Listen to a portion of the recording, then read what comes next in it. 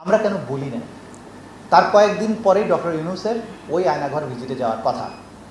এখন এই বোমার কাহিনী যদি আমরা বলি তো ওরা নিরাপত্তার অজুহাত দেখিয়ে ওনাকে আর এখানে নেবে না। এনিওয়ে, আমরা সেদিনের মতো 25শে জানুয়ারি এটা বন্ধ করে বেরিয়ে আসলাম।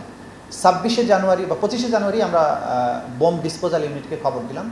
তারা 27শে জানুয়ারি তাদের পুরো ইউনিট নিয়ে সেখানে বোম ডিসপোজালের জন্য গেলেন।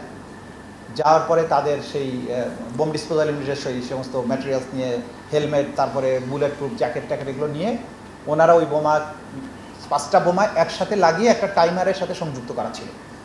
তো সেইটাকে বের করে নিয়ে আসলেন, নিয়ে এসে বাইরে এনে ওয়ান আফটার অ্যানাদার ওটাকে প্রথমে বিচ্ছিন্ন করলেন, করে একটা একটা করে বিস্ফোরণ ঘটালেন। সেটা পুরোটা ডকুমেন্টেড করা, সেটার জন্য জিডি করা আছে এবং বোমাগুলোর আলামত সিজ করে সেগুলো ফরেন্সিক করা হয়েছে। যা যা আইনগত প্রক্রিয়া করা সেগুলো করা হয়েছে।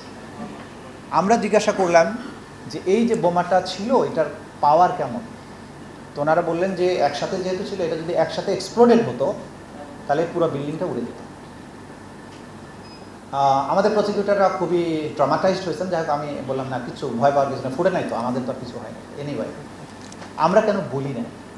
তার কয়েকদিন পরেই ডক্টর ইউনূসের ওই আয়নাঘর ভিজিটে যাওয়ার কথা। এখন এই বোমার কাহিনী যদি আমরা বলি তো ওরা নিরাপত্তার অজুহাত দেখিয়ে ওনাকে আর এখানে নেবে না।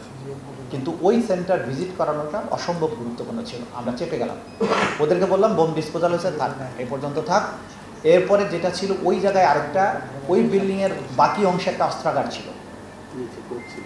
অস্ত্রাগার আমরা তখন সংশ্লিষ্ট বাহিনী এবং বিশেষ করে পুলিশের আইজিপিকে এবং হোম মিনিস্টারকে, আমরা হোম অ্যাডভাইজারকে বললাম যে ওইখানে অস্ত্রাগার রাখাটা ভয়ঙ্কর রকমের ঝুঁকিপূর্ণ।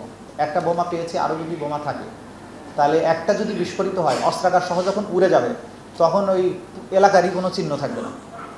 আপনি দ্রুত অস্ত্রাগার এখান থেকে শিফট করার ব্যবস্থা করেন।